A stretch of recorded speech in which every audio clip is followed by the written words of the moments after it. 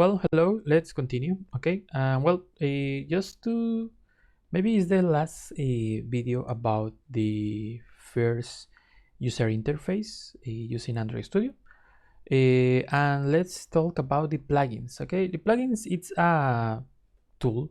Okay, you add an option to your, in this case, to your Android Studio. Okay, for example, I have the Flutter plugin because I want to create projects for Flutter using Android Studio. Okay, for example, I have the plugin for Rust, for Dart, okay, Gradle. Sometimes you will see some plugins here by default, okay, in your Android Studio, because they are part from the basic configuration. For example, you will see Kotlin, Groovy, okay, that kind of plugins.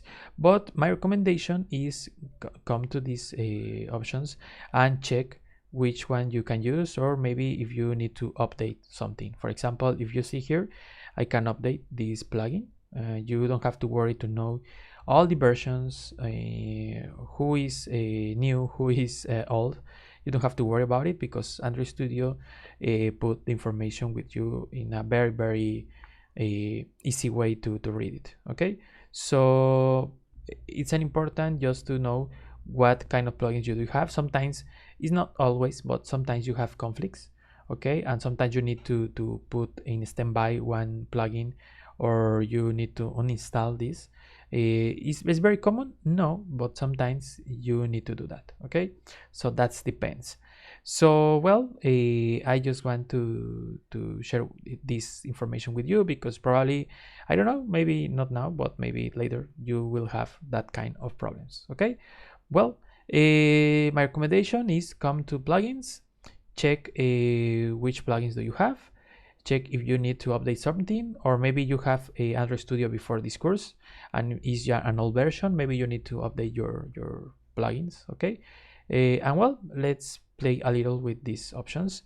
The most important thing is just download the plugins when you know or read more about it, what they are doing, because that's the other part. No, have you don't need to have all the plugins in the marketplace. Okay, just download what do you are very sure, or what do you think about is a good tool for you. Okay, or you can download this, play a little with that, and test if it's a good tool for you and you don't have any conflicts. Well, and let's keep using. Okay, but well, remember, just check your plugins and update if you have an old ones. Okay, and see you later. Bye bye.